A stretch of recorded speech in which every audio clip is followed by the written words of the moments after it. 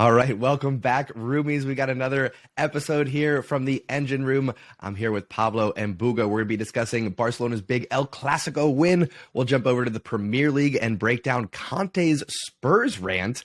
We'll talk about Bayern Munich dropping down into second, and then we'll tie things up with the Champions League draw. And then, of course, there's going to be some other stuff that comes up. I think Pablo's got a twisted take for us. But before we get to today's episode, I want everyone to take a moment. Like, subscribe, share, give us a rating if you're listening on Spotify. All the things, you know it. You hear it in every video you watch, every podcast you listen to. Do the things that support the channel. We love and appreciate you listening. Spread the love. Tell your friends. Like, subscribe, share, all those things. With that business out of the way, Buga, how we doing, sir? We're doing good, although this episode is taking way too long to start. That's okay. Only 35 minutes of troubleshooting, microphones, and all that good stuff. But we're here, and we got Pablo with us as well. Pablo, how are we doing, sir? We do. I'm very well, thank you. I'm very well. We've had an interesting start, haven't we? But we're here now, so we're good to go. Yeah, we're here now. And Pablo, why don't you kick us off with a twisted take? Yeah. I'm going to come in sort of Clasico themed. I'm going to come in Barcelona themed. I'm going to say that, in my opinion, Andreas Christensen has been the best centre back in Europe this season.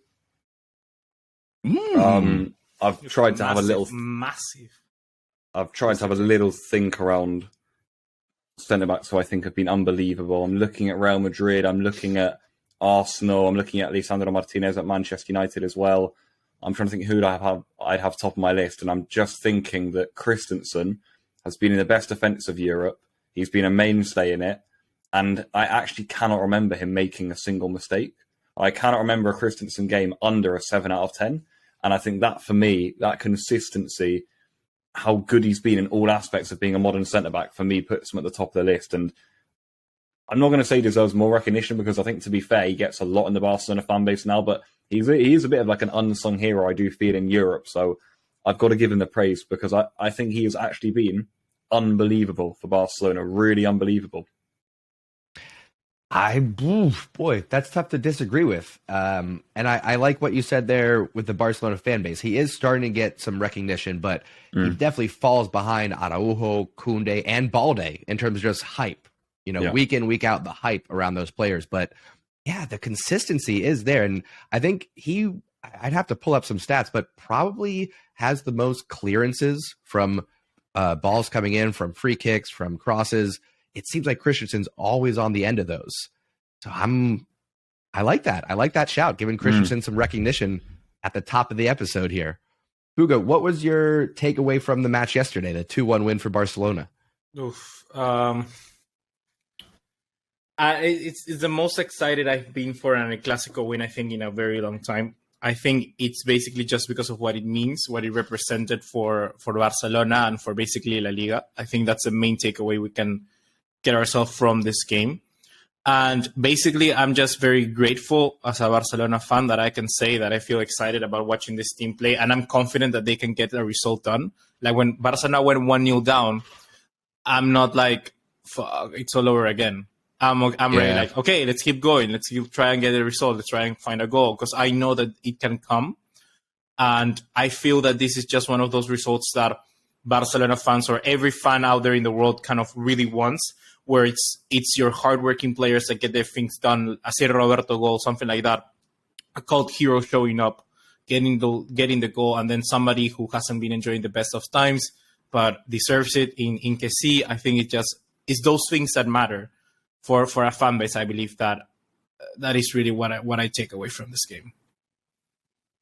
Yeah, it was a huge win for Barcelona, and I think you're right. We could have collapsed. We could have gone into a shell after that just silly FIFA own goal off of Araujo. I mean, that's 1 in a million. Is that going to happen? But my takeaways for this one, even though Lewandowski did not find the back of the net, particularly in the second half, I think this was the best of Lewandowski that we saw in terms of getting himself involved in the match, not just waiting for a service in the box from one of the wings, but actually playing with his back to goal, turning the defenders, making those passes from the runs going in behind. This is the Lewandowski that I think we've been expecting to see, not just the goal scorer, but the one that's really influencing the match. And that's one of my takeaways was Lewandowski really putting the team on his shoulders in the attacking third and setting things up. Yeah, I agree, because I think we've all agreed that he's been a bit subpar in recent weeks, but I do think at second half, and even for the second goal, he's fended off a few players in the back heel to Balde, kind of creates that whole move. So I think it was much better from Lewandowski's second half. But I think we can look through the whole Barcelona team. You look at a few individuals who really stood out. I've got to give credit to Koundé. I think coming back in the centre of defence, him and Christensen cut out an awful lot. I think a lot of it also comes down to some surprisingly poor decision-making from Real Madrid in the final third, but they cut out a lot. De Jong in midfield, again, was just superb. I mean, he's amazing. He's having an outrageous season for Barcelona. And it's funny to look back at the start, isn't it, when he was just benched and he only got like 15 minutes here and there, and it was just, what a strange time to look back on. So I thought he was brilliant. To be fair to Sergio Roberto, I thought he had quite an overall very good game. Good finish as well for the equaliser. Rafinha, I thought another really good performance, actually. He's sort of the guy Barcelona give the ball to in attack to start things off. Can we pause and talk about him a little bit? I want to shout him out because I think his mental toughness, his attitude, his competitiveness is the differentiator between Rafinha compared to a Ferran Torres and Ansu Fati. In these big occasions, the big matches, even if Rafinha's struggling, he wants to be out there. He wants the ball at his feet. He wants the opportunity. And if he's subbed off, he's frustrated, which I don't mind seeing whatsoever. With some of the other forwards that haven't been getting the results, when they come onto the pitch, they look sheepish. And when they're taken off, they look relieved. So I want to shout out Rafinha for his mentality and his grittiness and the attitude that he brings to the team. I really appreciate that sort of mentality. Yeah, yesterday watching the game, I was like, you know what, when I saw Rafinha play, I had this thing in my mind that was finally a player that is cut for Barcelona. You know, like we all want players. I feel that the recruitment this time around has been better because he has also brought players who want to be here. Or I feel the dressing room and the way that Xavi runs things makes you, okay, I want to be here. You know what I mean? There's a difference of signing Kessié and someone like an Arturo Vidal. I feel there's a difference between, because they can be very similar players, but the difference in my eyes is that like Arturo Vidal was signed more for what he can bring to the dressing room. Like he fits right into the dressing room. He fits right into the Suarez, into the Messis, into But he was a merchant. You know, he was an assassin that you bring in. You know, exactly that sort of profile. Well, a Frank Kessié is like a low profile, but in a sense, you need to work to make yourself adapted to the dressing room. There's a difference there. And I feel that recruitment, that little process of adaptation is what makes these players feel more working or feel more comfortable working towards the batch. And that's what I feel I really like from someone like Rafinha. The players now are being cut for Barcelona. They want to be here as well. And it's not like a signing where I just go, this is just going to be a signing for like next 2 seasons he's going to be off, or like 1 season he's going to be out. Because before, I already think I did this rant where signings now in football are like 1 season you come in, the next season you're out. And that shouldn't be it. It has never been like that. Yeah, no, you make a really good point, because I think I'm a huge fan of this Barcelona group. I give huge credit to Xavi and Laporta and Alemany and everyone. I just think they planned it really well. Unfortunately, with a few injuries, it has got a little bit thin, and we have actually seen that in recent weeks. Even last night, for example, we just looked a little bit toothless, and we've said that for weeks on end now, to be fair. But I just think that they planned the squad very well. I think the signings were essentially, tick, tick, tick for every position. We got the first name we wanted in positions, like Koundé, Rafinha, Kessié, Christensen. It was all perfectly done. Lewandowski. It was really nicely done. The squad has been planned very well. That's Xavi's credit as well. And I think we're seeing that. The group feels really good this season, and I think it's why we're so strong and so consistent. Mm-hmm. Yeah, Barcelona can get 100 points in this La Liga campaign. We're sitting on 68 right now. We got 12 matches left, and there's only a couple in the schedule that you look at that could get us trouble. I know in professional football, anything can happen, right? And Barcelona will probably have an unexpected stumble somewhere. Yeah. But 68 points, 12 matches left. We could hit 100. We could get there. I mean, like Pablo said, I'm excited for this team. It kind of took me the better part of last season to come around and be like, do I love any of these players on this club right now. Like, I will always support the club. I'm in it till I'm put in the ground. But the changeover to the new era, right? It wasn't a flip of a switch. There was a little bit of a lag, a little bit of a lull. But this season in particular, you're seeing the dedication, you're seeing the passion, and you're seeing the results. And with moments like this, it's a stoppage time winner in an El Clasico. Like Buga said, it triggers all of the great memories that we have of past El Clasicos, those amazing moments that keep us tuning in every week. So this team now is creating those moments that build into that last era that we saw. So I think this is a big moment for Barcelona. Yeah. And sorry, Borga, quickly, just on I want to give credit to Xavi because I think he is proving very much to be a very good manager in a lot of aspects. I think not tactically massive credit because he can. One of the biggest issues I think we were probably all worried about Xavi is that he was going to be like a Kessié Setien, where it's no matter what, 80% possession, boring football, and he'll just do that until we die. Like, we don't care. We'll lose, but we're doing that. And actually, like, we're versatile. We're how strong we are without the ball with Xavi. It's incredible. It's ridiculous. We're comfortable defending. It's so weird. It's insane. And he's done so well, I think, to bring the group together, even through hard times. Like, when we went out to Man U and then lost to Almeria, and our team was really injury hit, suspensions. He himself was suspended, but we just kept ticking over.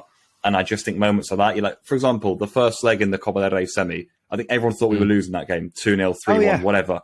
Real Madrid didn't have a shot on target in that game. Like, so I think moments like that have just been key. And even last night, it's just big, I think.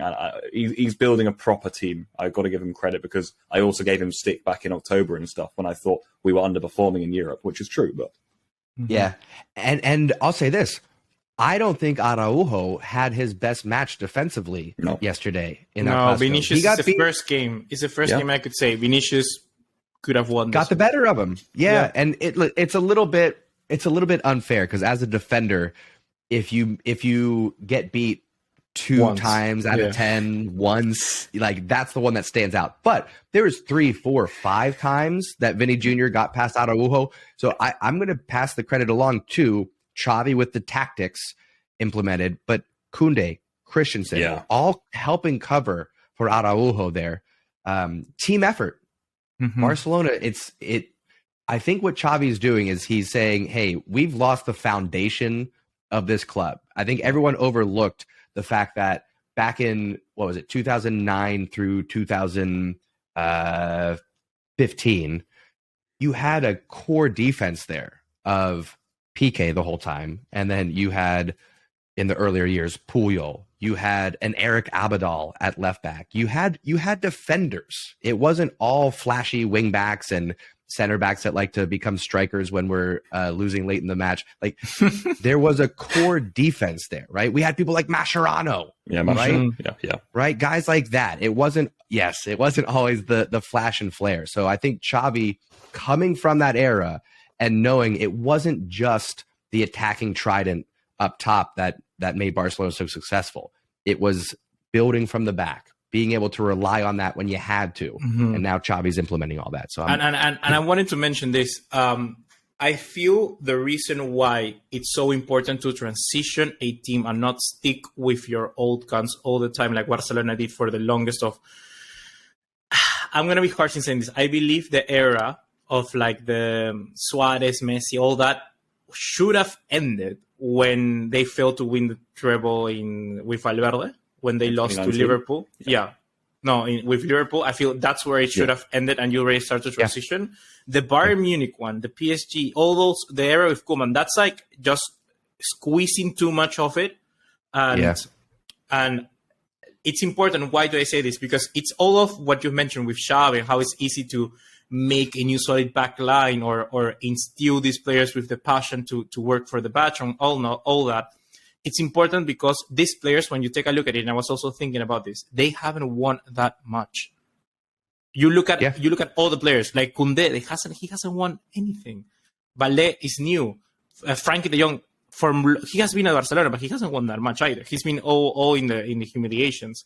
Gavi, Pedri, Rafinha hasn't won that much. Dembele, he has won, but he's never been important as a crucial piece in those victories. Robert Lewandowski is new to this club. And all of those things is important. Why? Because it's easier to convince these players to work if they haven't done this thing. So I believe that's why it's also such an important part of Xavi working with his team. Sort of what Arteta did at Arsenal now. Finally, bang, transition is your team. Work for this. What do you guys think of Aubameyang coming into the dressing room afterwards? What do you guys think about that? A Chelsea player currently. Apparently, he was trying to come back in January, but couldn't work it out financially on Barcelona's side. What do you guys take of that? I still feel that Memphis or Aubameyang, one of them should have stayed in the club. I feel I feel the decision was more like, if you think about it right now, we potentially wouldn't be where we are because of that situation. Like, if right now Aubameyang or Memphis were here, they potentially would be playing in the left wing position. Like, simply just because of that sense. And I kind of like that. It's sort of not a miracle, but it sort of happened. He's destined now. Gavi plays that left wing false winger position, but I feel that Aubameyang or Memphis should have stayed, one of them, because still we're missing kind of that backup for Lewandowski in a sense, in terms of number, not exactly because of the position, but someone. Yeah, I was shocked that we let Memphis go in January. I think that was more of a financial decision than anything else, just trying to gear themselves up for some summer transfers so they could get something from Memphis. But I agree. We're very light on the left wing with Ferran Torres and Ansu clearly not being up to snuff. So kind of interesting. Yeah. Guys, what about Real Madrid then? That's right. There was another club on the pitch that day.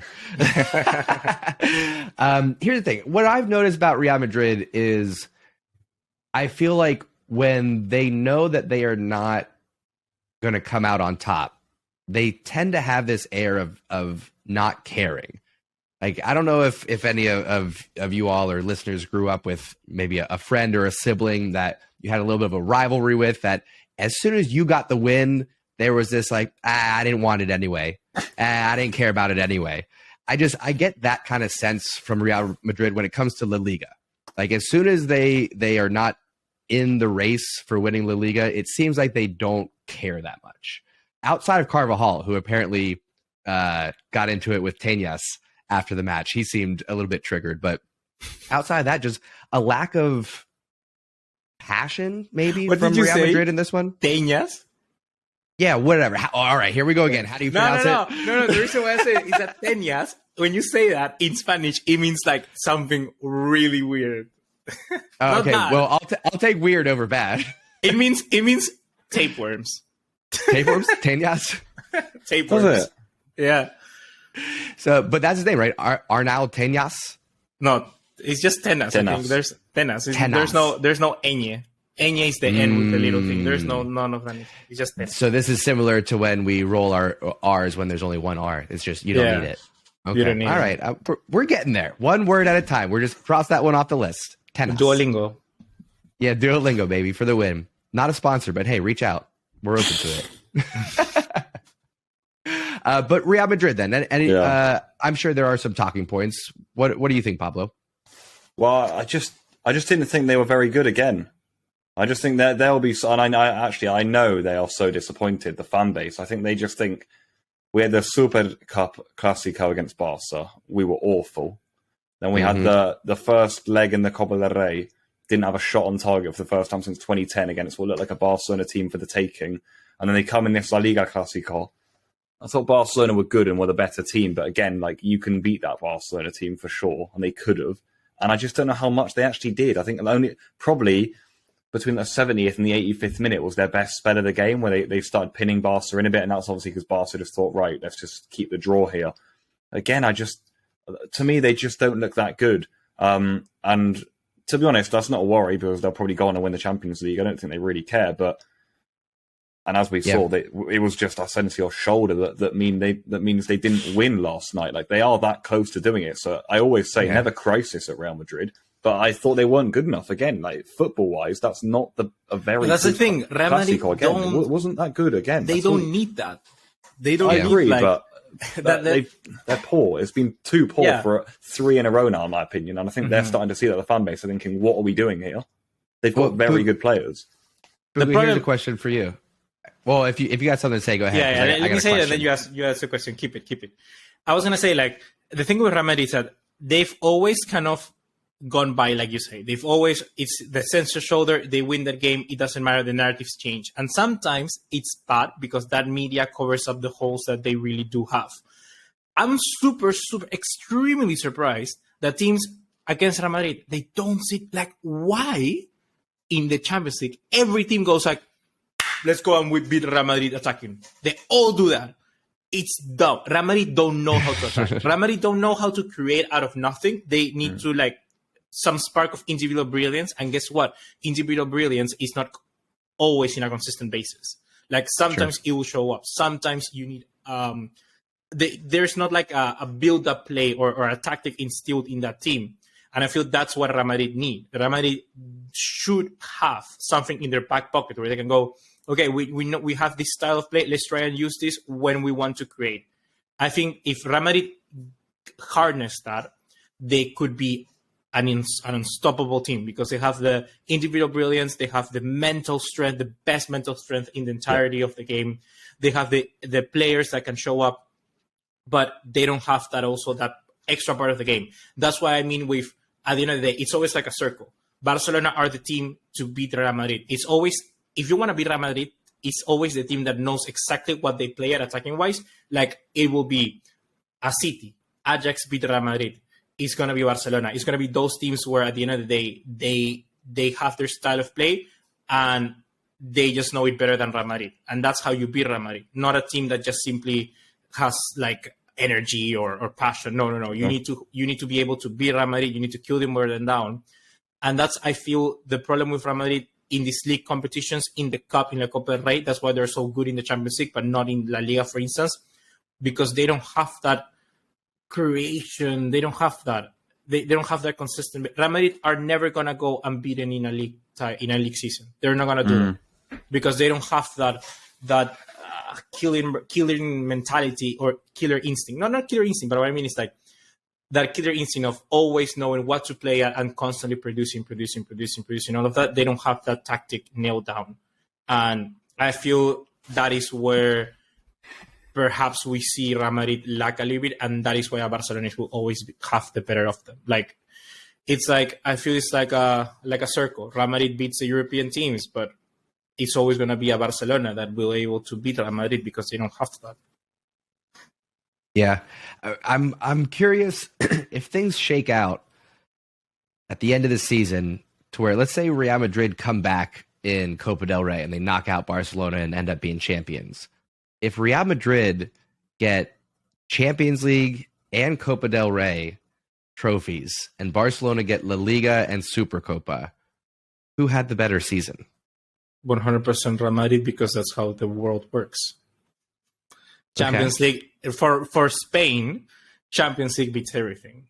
Like, if you have Champions League, and particularly because it's Real Madrid as well. Like, if it was like Atletico Madrid, it doesn't matter. But if it's because it's Real Madrid, I feel that changes the narrative. 100%. To be fair, even in England though, like, if you win the Champions League, it's everything. Yeah. Like when Chelsea beat Man City, I don't think Man City could care less about the Premier League that they just won. Mm-hmm. Yeah, that's fair. It definitely does trump it. I'll say this, even though I agree, Real Madrid definitely could say they had the more successful season, Champions League above all else.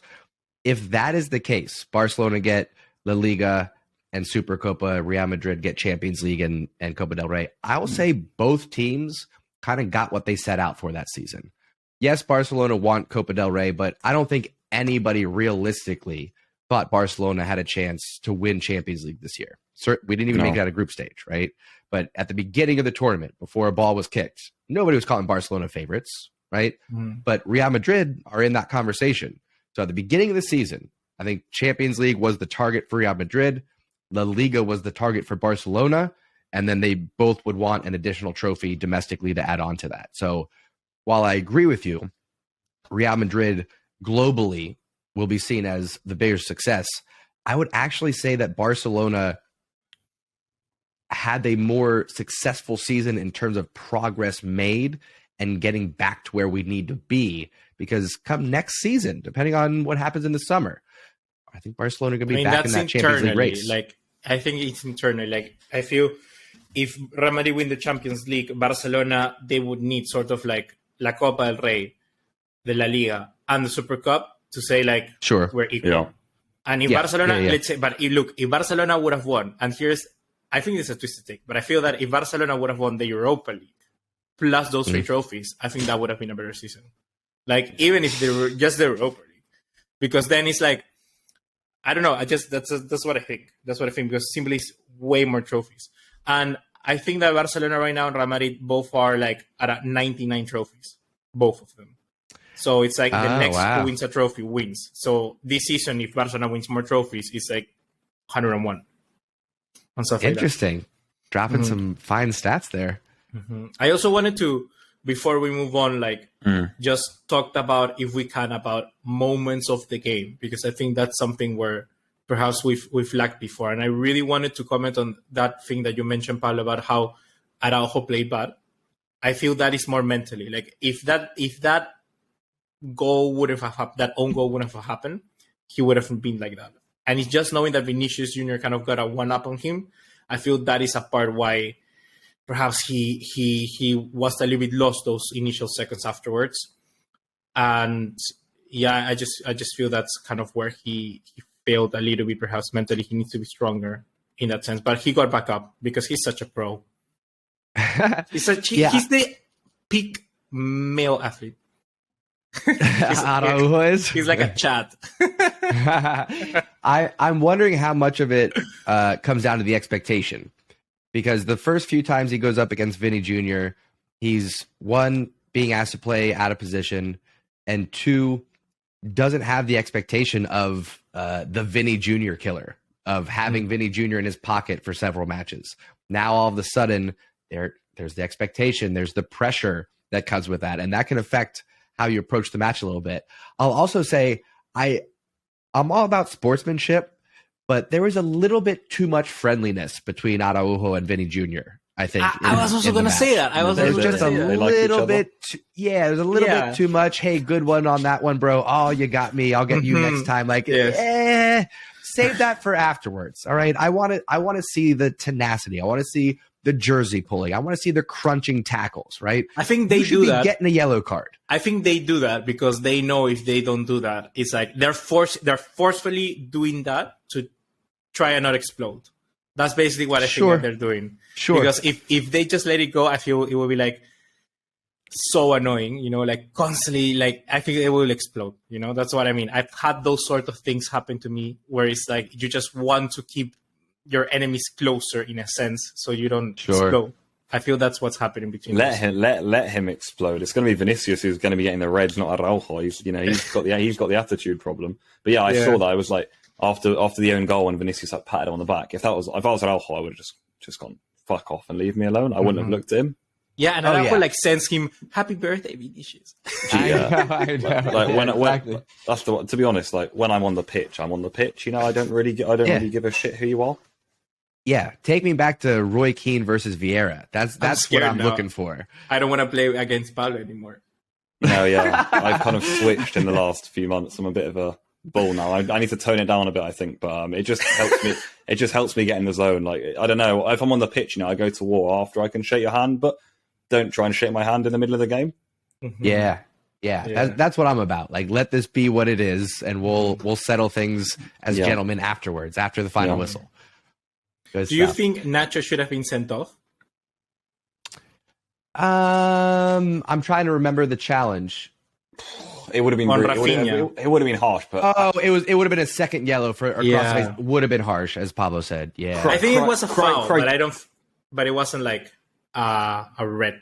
Like a second yellow. Yeah, I'm happy it didn't because it would have been over all the newspapers. But criteria-wise, I think it was a red card. Actually, I think the first foul, the rake down the back, that actually could have been a red in itself. Oh, that one, yeah. Because the one they gave a yellow for, in my opinion, that could have been a red. And those handoffs, I think they're soft, but all season long in La Liga, the referees have been running over quicker than I don't actually know what quicker than, but it's so quick to book the players. And I know because it was a Clasico, 25th minute, there was no chance in hell they were going to send him off. I honestly think the Burgos, the referee, like he normally tends to be one of the most fair-ish referees in Spain, but yesterday he had a mare. Do you think? I think so. I appreciated the times when he let the boys play. You know, there's some physicality involved that he let go, but there was a little bit of inconsistency. But I'm glad it ended 11-11. I don't like to see in these big matches when one team goes down a man or two at times, or three, like Fulham did, which we might talk about here a little bit later. We good on El Clasico then? Yeah, just quick shout out. I think Camavinga was the best player for Real Madrid. Who? Camavinga. Okay. I normally don't give. He's like Tchouaméni has disappeared, like out of nowhere. Like it's Camavinga's season now. Yeah, well, I think Real Madrid is kind of in that position where they were trying to turn the page in the midfield. You know, Casemiro leaving opens up the door for Camavinga, but with Kroos and Modric still hanging on there, I think Tchouaméni's like, am I gonna get a chance? Should I have waited and gone to a different club? I think you saw that at Barcelona too. There was a whole era of the Carles Aleñas that were like trying to break through, but Iniesta and Xavi not quite ready to step aside, and it's like handing a baton off in those relay races. Like it's got to be timed perfectly. If somebody isn't quite ready to take off or somebody isn't quite ready to slow down, then you don't make that handoff. It's a lot there's a lot more nuance to it than I think what people factor in sometimes. Yeah, no, I'd agree. Camavinga or Nacho even. I think they got worse when Nacho went off. Ferdinand Mendy not close enough to Kessié on the goal. And I think Nacho would have been. Fair points. All right, we're going to jump over to some Premier League, but first, just another reminder, folks. If you're out there listening, we appreciate you tuning in, of course, but don't forget to subscribe if you're listening on YouTube. Do you subscribe? What is the verbiage for Spotify? You can follow us. You can like our page, I believe, and then you will have us there or something. Yeah, boy, I feel like such a like at that. I feel like such a boomer is what I was going to say. Yeah, no. It's like it's follow and then like give 5-star rating, because in Spotify that's how they rank the podcasts. There you go, folks. Do all the things like I said at the top: like, subscribe, share, 5-star ratings, all the things. We appreciate you listening as always. Let's can we start talking about Conte? I've been waiting to talk about this for a few days, actually, because I love this. I absolutely love this from Antonio Conte. He says, we are not a team. We are 11 players that go into the pitch. I see selfish players that don't want to help each other and don't put their heart. Until now, I tried to hide the situation, but now not anymore. Bravo, Conte. I love this. I don't think Conte is bad. Like, people are saying he was wrong. I don't think he was wrong. I looked at it. I read the whole statement. I don't feel it's a travesty. I just feel, and here's Pablo is gonna be like, whoa. I just feel when I've been in the UK, I had this roommate, right? I feel like in England, it's not too much part of the culture just to say like when something is that wrong.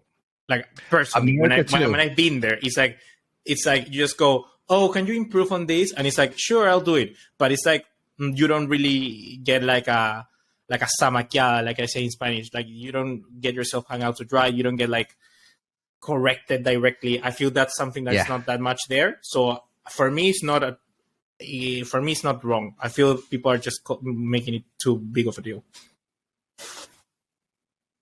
Go, Pablo. What are your thoughts? Well, I thought it was outrageous. I think he's absolutely spot on. You know, he didn't say a single lie. He is absolutely spot on. He said about, they asked him, why do you think that is? And he said, well, you know, he essentially did the Chiellini, you know, it's the history of the Tottenham. He essentially said, we are such an embarrassing club. We have been the laughing stock of England for 20 years, and it's no surprise that we're still the most embarrassing team in this country. And he said, I'm embarrassed to be here. I'm bigger than this crap.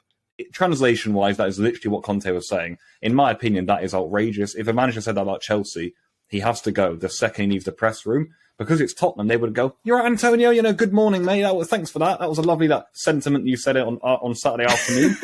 They've got absolutely you're right, Antonio. they've got absolutely no backbone about them, and he's lucky he's at a club with no spine like Tottenham that would just allow that. They just watch that and think, "Cheers, Antonio. Let's move on now. Training Monday, yeah." I just cannot believe that's happened, and he's just going to move on. But he was spot on. But I've said several times before that it's not new news that Tottenham are embarrassing. Mm-hmm. So that was his decision. And I said the summer before he didn't come as well. I said, "What on earth are you doing going to Tottenham?" Couldn't believe it. His call. That's his error. He knew what the history of the club was. He just wanted to fill his pockets. So I haven't got any sympathy for him. He stepped into the most embarrassing club in England. And now that they behave like it, he starts lashing out. So he was spot on. But I thought to say that against your own team, I thought was really outrageous, even if he was accurate. Whew. Yeah. And I think this is fun because this is the difference in cultures, I think. Just kind of how we interpret this. Because it is... America's kind of split. We have some sections of the world that are very direct, will tell you how it is, and some sections that are very polite, very you sugarcoat things. It's you don't tell someone that they're bad at something. You tell someone that they have an opportunity to improve. There's a softening of the language at times, which is why I actually appreciate this. I think it does put Spurs in an interesting position because you're kind of damned if you do, damned if you don't. Let's say they come out and they fire Conte. Well, did you just fire somebody because they spoke the truth about your club and now no one within that club will ever speak up and be a leader ever again? Or do you say, yeah, okay, we're going to keep him around. And that means that if anybody here at the club wants to say, air our dirty laundry, talk about the inner workings of the club, talk shit about the club, all good as long as it's true, so it's kind of damned if you do, damned if you don't. But I'll say I'm going to stick with my initial reactions that I love the honesty from Conte. If I am running Spurs right now, I put out a statement. I say Conte was absolutely right. We wish him all the best as we have let him go. And we will be moving forward with acknowledging what he said. And we will be changing things without Conte. I wouldn't do that. Sorry, I'm going to mute myself because I'm in student accommodation and they're going to do a fire alarm test for the next minute. So continue the conversation. I was like, they just don't like Antonio Conte. Yeah, exactly. I was like, are we trying out another intro music or a break music or something like that? My goodness. All right. Buga, what was your take? I was gonna say Pablo can do like I told him behind the scenes, like thumbs up or thumbs down if he agrees. Yeah, I was gonna say I wouldn't do if I was Daniel Levy, I would be like, you know what, I acknowledge that, and we keep Conte, because you know why. I don't think Conte did anything. Like once again, I don't think he did anything wrong. I feel it's precisely what Tottenham need to kind of to shake things up, to realize that they're not there. And what I really liked about this is that he didn't talk against Tottenham. He always put himself within the problem as well. He talked like we. And that's something different. Of course, there's some parts where he says, I see players, I think they like. Yeah, I was going to say there's definitely some... But he goes we are 11 players. I see selfish players. I see players that don't want to help each other. Don't play with heart. For me, it's fine. For me, I'm reading the whole thing, and for me, it's fine. You risk to disrupt the figure of the manager and protect the other situation in every moment. Until now, I try to hide the situation, but no one, because I repeat, I don't want to see what I've seen today because this is unacceptable. Also, for respect to the fans, they follow us, they pay the tickets, blah, blah, blah, blah, blah. I don't feel it's wrong. I don't think it's wrong one bit. I feel it's just trying to get the reaction for the whole club to realize that this is unacceptable, that they're just going basic and they need to shake things up. I feel that it's not wrong. Here's my question though, Buga. And this is the part that I don't think we know and aren't going to get to know. Has Conte said all of this in the club dressing room first? I think that is actually the determining factor for how I judge this. If he has said all of this privately and done his best to influence behind the scenes first, and as a last desperate act is I can't even hide it anymore, here's what I see, that's one thing. But if he's been more I don't want to say passive because I can't imagine Conte being passive, but he is. If he's maybe held back some of these thoughts and is airing this out for the first time publicly, I think that definitely changes things. I feel if you ask Harry Kane what he talks with his wife every night, I feel he says the same thing. I feel he says the same thing. Don't bring this bloke into it. I've had enough of it. I feel they talk about the same thing. I think Harry is not doesn't complain about his teammates late at night with his wife. I think Harry lies across her lap while she strokes his hair and says, "It's okay to miss penalties, Harry. Everybody misses penalties sometimes, Harry." I don't think that. I honestly don't think that. I don't think that. For God's sake. Another reminder from for our listeners to like, subscribe, share. That's what that alarm means. Why is it so long today? Oh. That's what she said. I don't know. Pablo, what were you going to say about Harry Kane? Well, I've got no sympathy for him in all of this. I'll say that for free. I don't know what he's complaining about. He's the one that signed the long contract and put up with this nonsense for years on end. He's part of the problem. So I've got nothing else to say on him, actually. Right on. All right. Well, let's get your thoughts maybe on what's happening with Chelsea. I've been seeing, in particular, storyline that is surprising to me, and I am curious to get your thoughts on it. Talk to me about Mason Mount. Yeah, because this a year ago seemed like this is Chelsea's golden boy. This is the face. This is the new Frank Lampard. What's changed? Yeah, well, you're right. I mean, one of my favorite players, one of maybe Chelsea's best player over the last 2 or 3 seasons. But look, Mason Mount has had a really bad season in 2022 to 2023. That can't be avoided. He has been really poor for Chelsea. He's then been phased out of the team. I think he lost prominence when Tuchel left. Obviously, Chelsea deteriorated massively as well after Potter came in and everyone suffered, but he's been so poor. So that's number one. And then number two is, well, it looked like Chelsea went to renew him, but he asked for an awful lot of money. And I think Chelsea was still willing to give him quite a bit of money, but just not quite the amount he was asking for.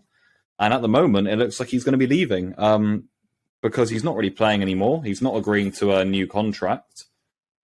And it's just all turned on its head. You're right, very quickly, very strange. I mean, now I can easily imagine Chelsea without Mount because we don't play with him anymore.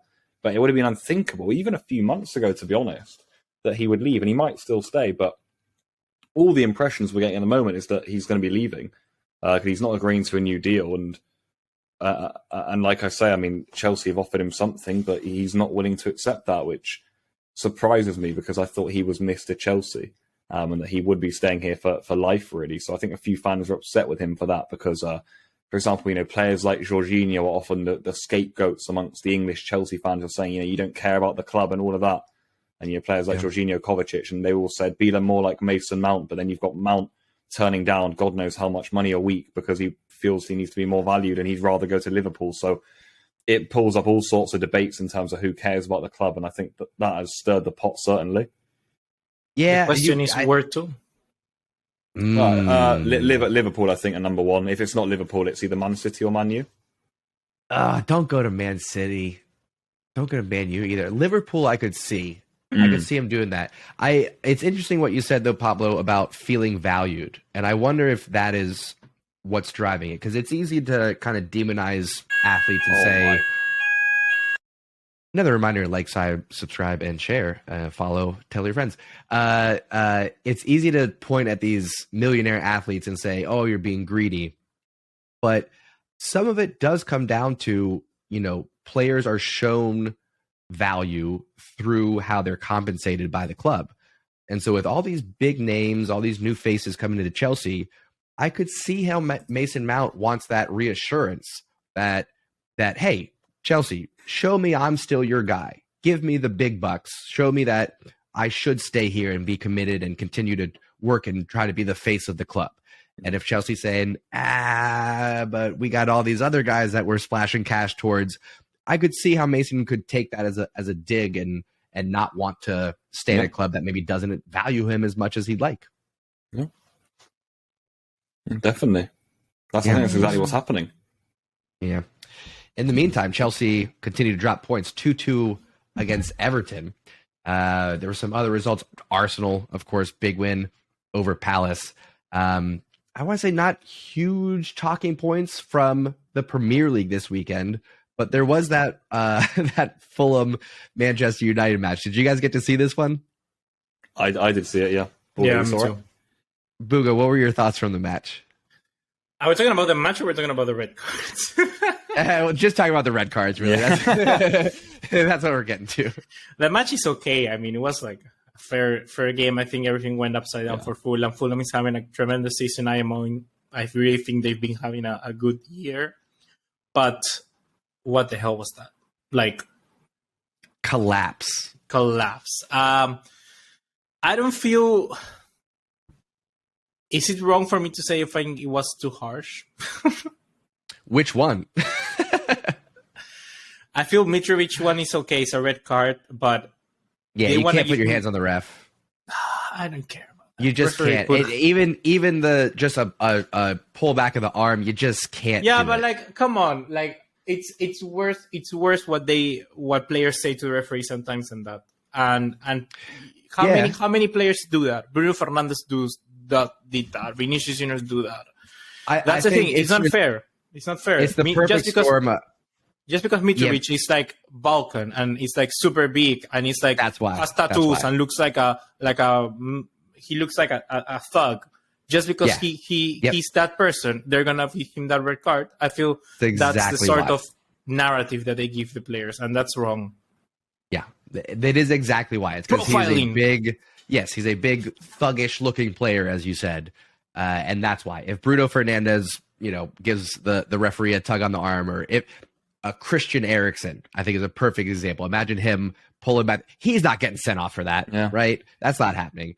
So a little bit of that, but overall, I do agree. You can't put your hands on the ref. It's a situation where you could let it go, but also you put yourself in that situation by reaching out.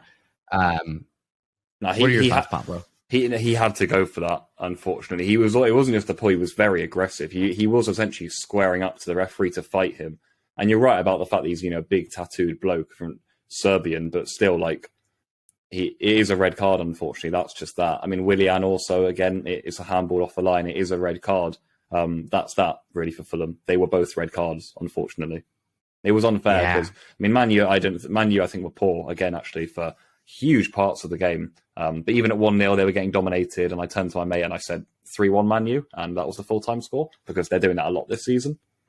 They are bringing back that Fergie time magic. Unfortunately, they just keep winning. I mean, in those sorts of games, you just know they're going to win. Something will happen. They'll make sure they win. It's a little bit like Real Madrid actually, which is always good news. Yeah, very true.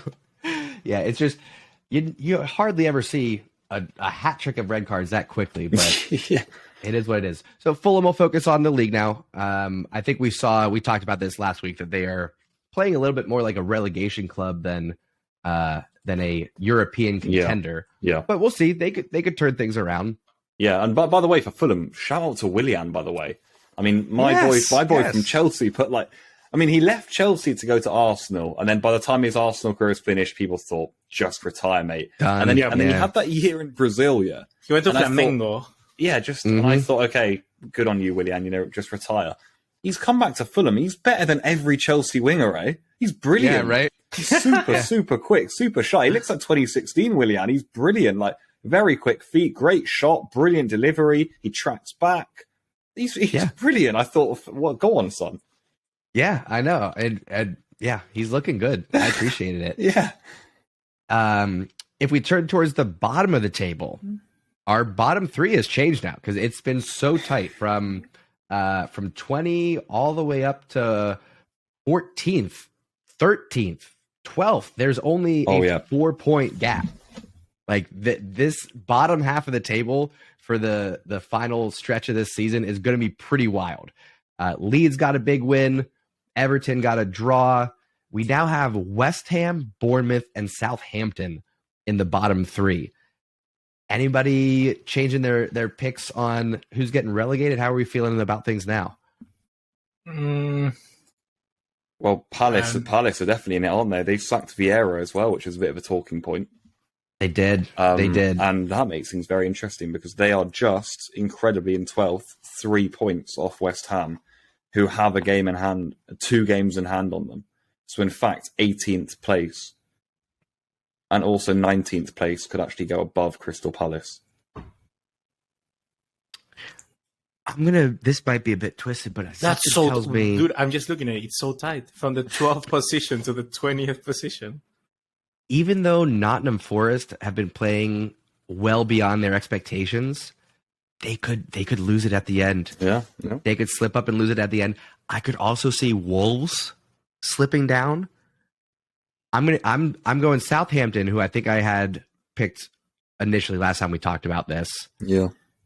I just can't see West Ham getting relegated. I'm going to go Southampton, Bournemouth, and Forest, because I think West Ham and Leicester both catch them. Yeah, I'd back you on that. And then my next ones, I'd probably go Leeds or Crystal Palace. Don't talk to me like that. Don't talk to me like that. Dude, if Crystal Palace gets relegated, I'm not going to be mad, but I will be like happy. That's huge. Why do I say that? I hate Crystal Palace logo. I'm done with it. I don't like it. I really don't like it. I don't like it. I don't like the logo. You don't like that logo? I don't like the colors either of the shirt. It's like, dude, I've seen Crystal Palace for ages now. Get a new club. How do you feel about Ted Lasso? Do you watch that show? Yeah, I like that show. How do you feel about their club? But the club is still like the colors is just like no. Yeah, because I feel like the club look is definitely modeled after City. What? No, it's modeled after Crystal Palace. Oh, sorry. I literally was looking at Crystal Palace and I said City. I don't know why that little brain fog hanging over from being sick last week. Sorry, I meant Crystal Palace. Anyway, season 3 available now. Who's getting relegated, Buga? Southampton. I think a big boy gets relegated, and when I mean big boy, I think a Leicester, a West Ham, or a Leeds United or a Wolves. One of those.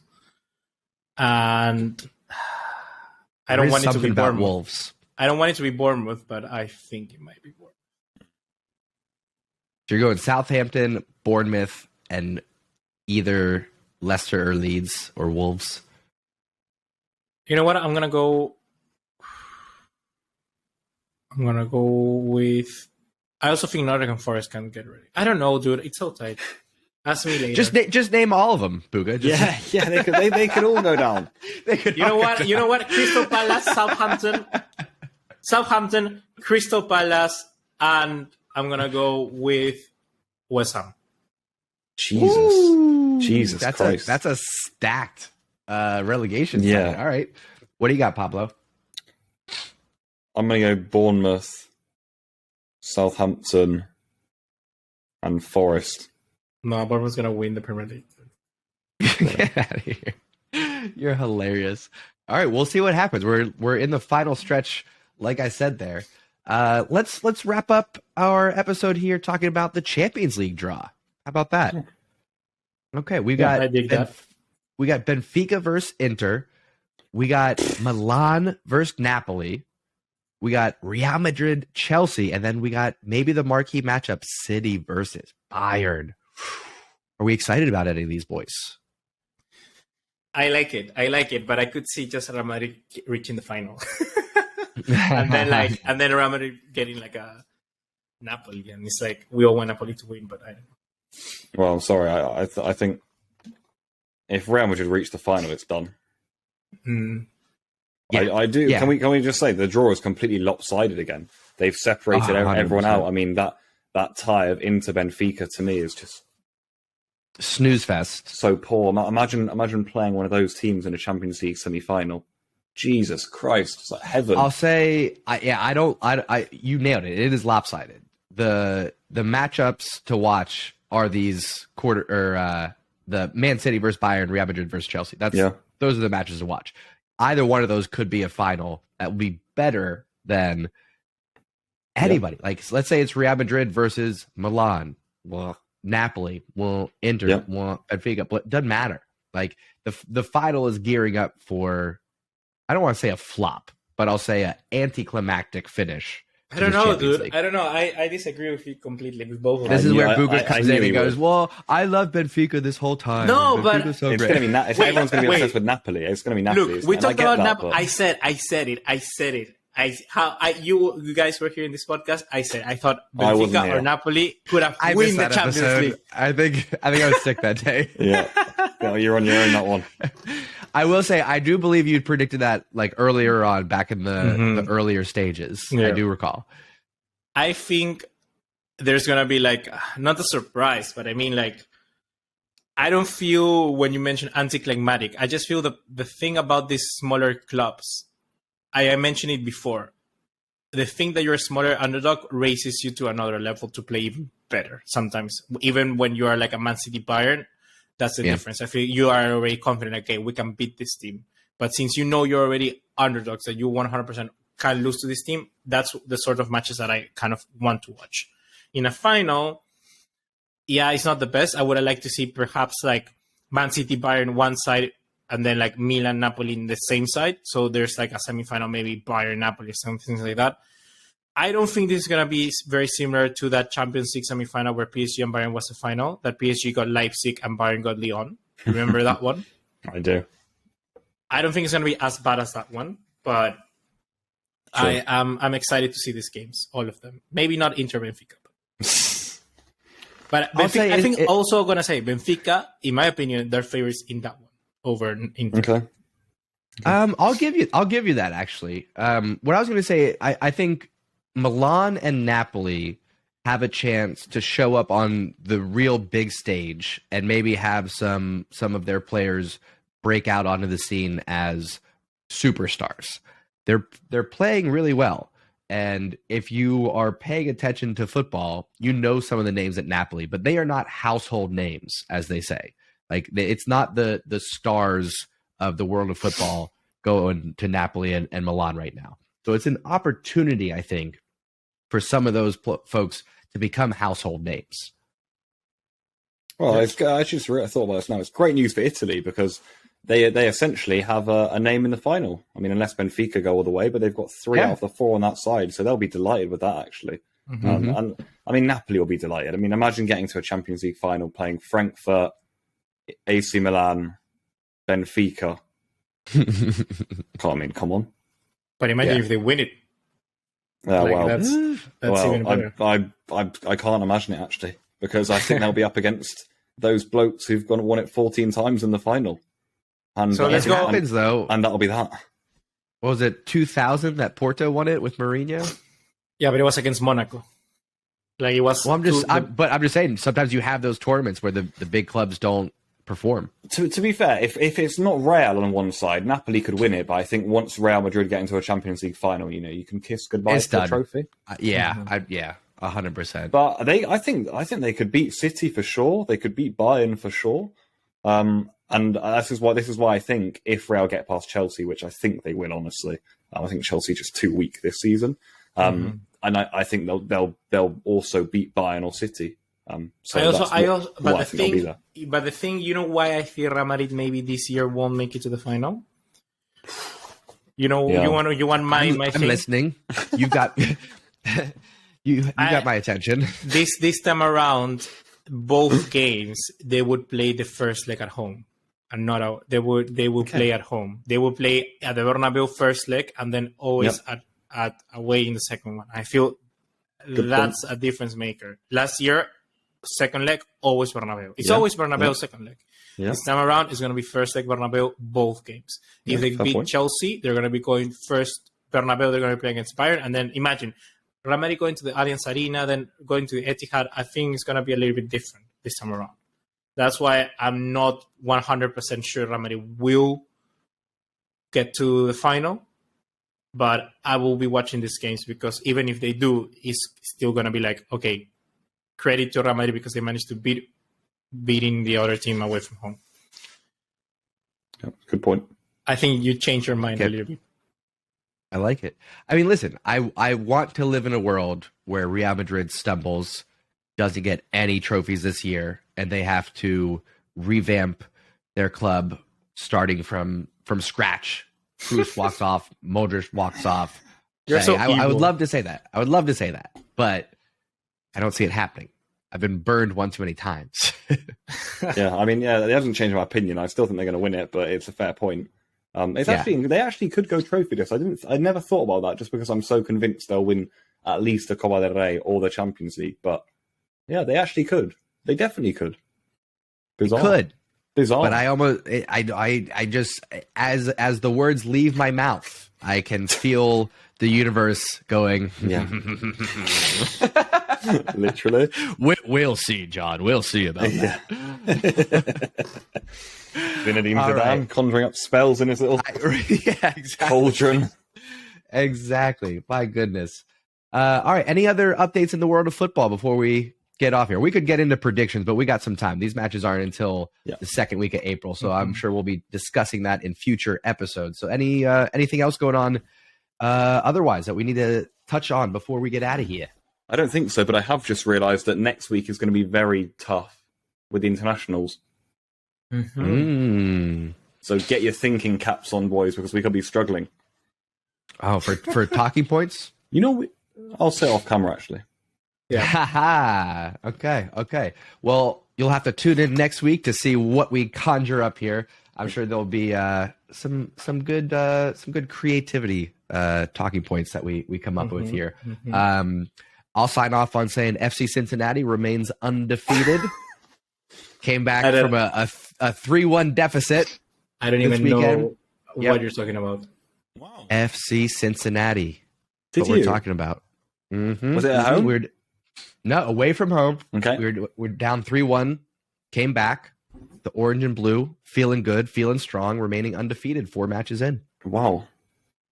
Yep. All right. So there you go. That's what everybody's been waiting for. The FC Cincinnati update. Now that that's out of the way, I think we can sign off, boys. Put this one in the books. Yeah. Definitely. All right. One more reminder, like, subscribe, share, follow, give us 5-star ratings, all those good things. And we will see you next week on the Engine Room. Peace. Bye.